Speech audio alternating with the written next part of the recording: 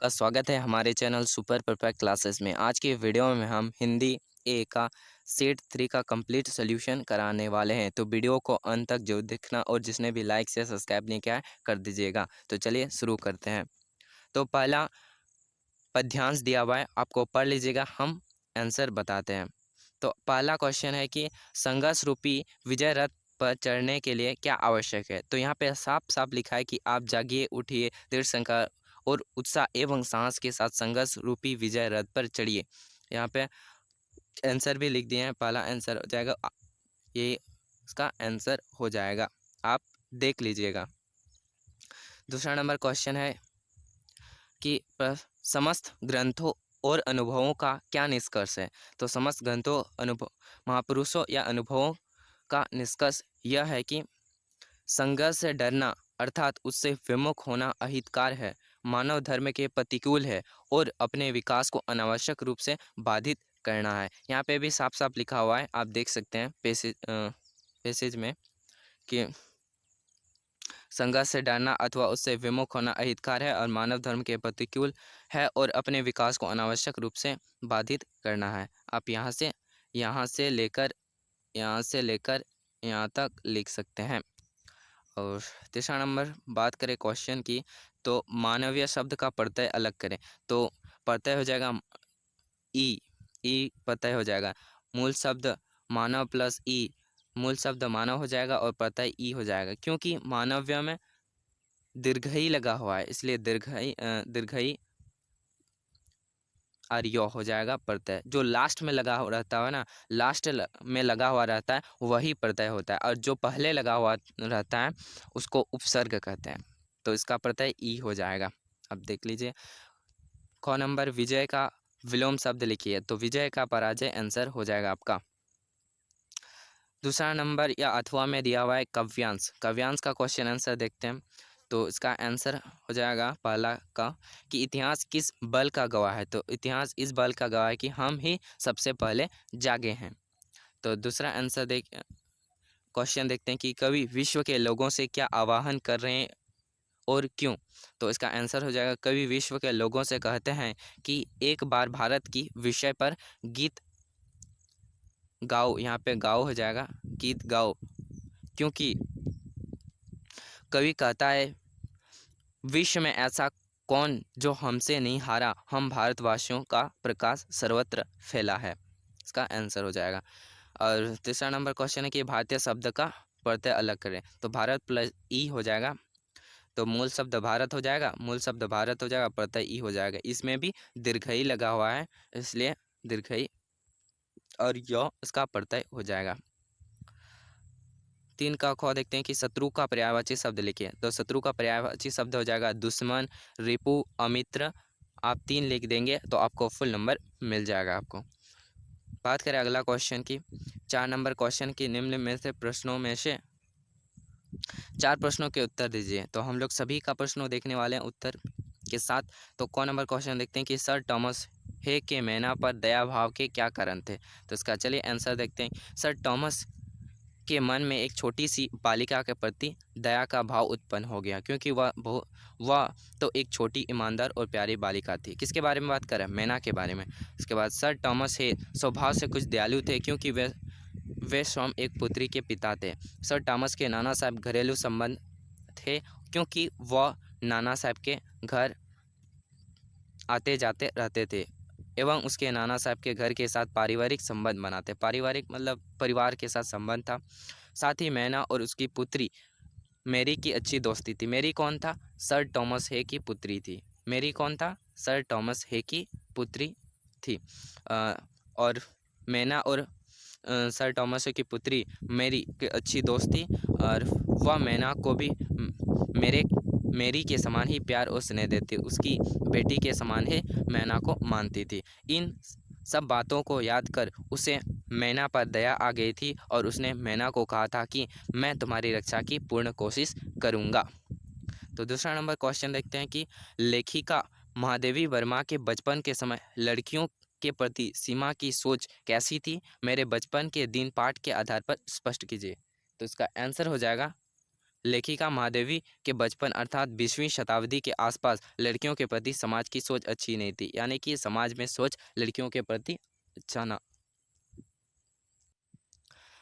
लोग लड़कियों को बोझ समझकर उनसे जल्द से जल्द छुटकारा पा लेना चाहते थे और वे लड़कियों को पैदा होते ही उन्हें मार देते थे। और अगला क्वेश्चन की बात, कि एक लकुटी और कमरिया पर कवि सब कुछ न्यौछावर करने को क्यों तैयार है? कवि श्री कृष्ण खान जी से आराध्य देव है, यानी कि रसखान श्री कृष्ण को बहुत मानते थे। उनके द्वारा डाले गए कंबल और पकड़ी हुई लाठी उनके लिए बहुत मूल्यवान है। श्री कृष्ण लाठी व कंबल ग्वाले के रूप में सुशोभित हो रहे हैं, जो कि संसार में समस्त सुखों को मात देने वाला है। उन्हें इस रूप में देखकर वह अपने सब कुछ न्यौछावर करने को तैयार है और भगवान के द्वारा धारण की गई वस्तुओं का मूल्य भक्त के लिए परम सुखकारी होता है।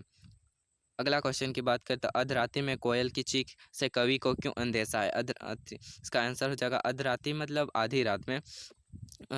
आंसर हो जाएगा कि अधरात्रि में कोयल के चीखने से कवि को अंदेशा हो रहा है कि जब शायद कोयल पागल हो रहा है। दूसरा हो जाएगा, या शायद किसी कष्ट में है कोयल और कोई संदेश लेकर आया है। यह भी हो सकता है वह क्रांतिकारी कार्यों के दुख से द्रवित होकर चीख रहा हो। अगला क्वेश्चन की बात करें तो मेघ आई कविता में बादलों को किसके सीमा बताया गया है? तो इसका आंसर हो जाएगा मेघ आई कविता में बादल को शहर से आने वाली दामाद के समान बताया गया है, क्योंकि बादल गांव में उसी तरह सज धज कर आते हैं जैसे शहरी दामाद सज धज कर आते हैं। इन बादलों का इंतजार भी दामाद की तरह ही किया जाता है, यानी कि होता है। अगला क्वेश्चन है कि बच्चों को किस समय और कहाँ जाते हुए देखकर कवि को पीड़ा हुई बच्चे पर काम पे जा रहे हैं कविता के आलेख पर लिखिए। तो इसका आंसर हो जाएगा बच्चों को कड़ी कड़ी सर्दी में, यानी कि सर्दी में, कड़ी सर्दी में सवेरे सवेरे भोर भोर में कोहरे के से ढकी सड़क पर जाते हुए देखकर हुआ। ये बच्चे कारखाने और अन्य स्थानों पर बाल मजदूरी करने जा रहे हैं। बाल मजदूरी यानी काम पे जा रहे हैं।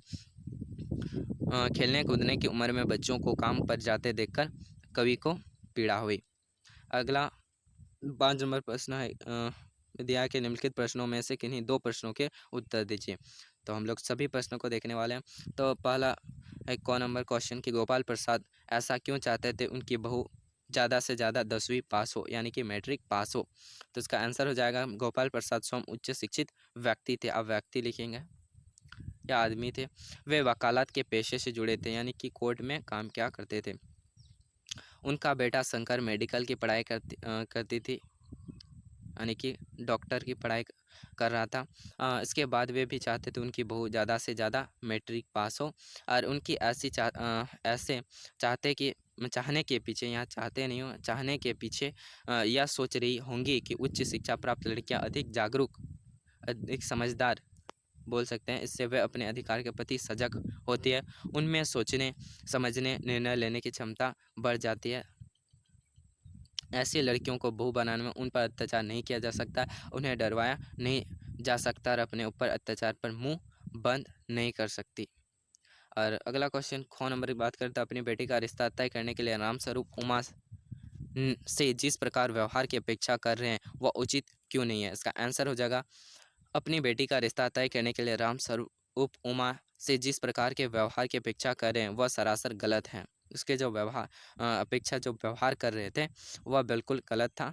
और एक तो वह अपनी पढ़ी लिखी लड़की को कम पढ़ा लिखा साबित कर रहे हैं, और उनकी सुंदरता और बढ़ाने के लिए नकली प्रसाधन सामग्री का उपयोग कर के लिए कहते हैं, जो अनुचित है। साथ ही वे भी चाहते थे कि उमा वैसे ही आचरण करे जैसे लड़के वाले चाहते हों, यानी लड़के वालों के अनुसार चले, परंतु यह कोई भूल रहे हैं कि जिस प्रकार लड़की की अपेक्षाएं होती है ठीक उसी प्रकार लड़कियों की पसंद नापसंद का भी ख्याल रखना चाहिए, क्योंकि आज समाज व्यवस्था में लड़का और लड़की को समान दर्जा समान अधिकार प्राप्त होते हैं लड़का और लड़की को।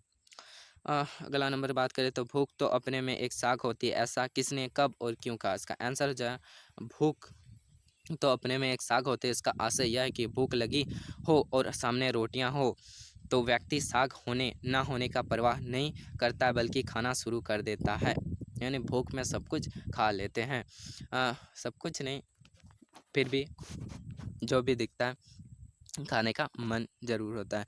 भूख उसे सूखी रोटियां खाने पर विवश कर देती है। उक्त वाक्य में घर की मालकिन ने तब कहा जब माटी वाले उनको दी हुई एक रोटी चबा चबा कर चाय के साथ गले के नीचे उतार रही थी, यानी कि खा रही थी। 5 से उतार रही थी। ये लाइन भी दोबारा प्रिंट हुआ है तो इसको ज़रूर से नहीं लिखिएगा। छोड़ इसको बाद के लिखा है कि माटी वाली ने मालकिन से कहा कि चाय तो बहुत अच्छा साग बन जाती है ठुकराइन जी। तब यह बात उन्होंने कही थी क्योंकि उन्होंने बुढ़िया को चाय देने से पहले सूखी रोटियां चबाते हुए देख लिया था। अगला बात करें प्रश्न नंबर 6। इसमें पत्र दिया हुआ है लिखने के लिए अपने प्रधानाचार्य को पत्र लिखकर अपना मासिक शुल्क माफ़ करने की प्रार्थना करें। हम लोग ये वाला देखने वाले हैं। दूसरा, अथवा में दिया हुआ है कि झारखंड के किसी ऐतिहासिक स्थल का निर्णय करते हुए अपने मित्र को पत्र लिखिए। तो हम लोग पहला ही देख लेते हैं। सेवा में लिखिएगा प्रधानाचार्य, अपना विद्यालय का नाम, इसके बाद कहाँ है स्थित वहाँ का नाम लिखिएगा। यहाँ पे दिनांक बाद में भी लिख सकते हैं, तो बाद में दिनांक लिखिएगा। विषय लिखिएगा पहले, विषय आर्थिक सहायता के लिए प्रार्थना पत्र, इसके बाद महाशय, इसके बाद लिखिएगा कि निवेदन यह है कि यह सविनय निवेदन है कि मैं आपके विद्यालय में 10वीं का कक्षा का विद्यार्थी हूँ। गत वर्ष मेरे पिताजी का अकस्मात निधन हो गया। आर्थिक दृष्टि से सारा परिवार उन्हीं पर निर्भर था। आर्थिक दृष्टि से यानी पैसे सभी से जो निर्भर था वह पिताजी था।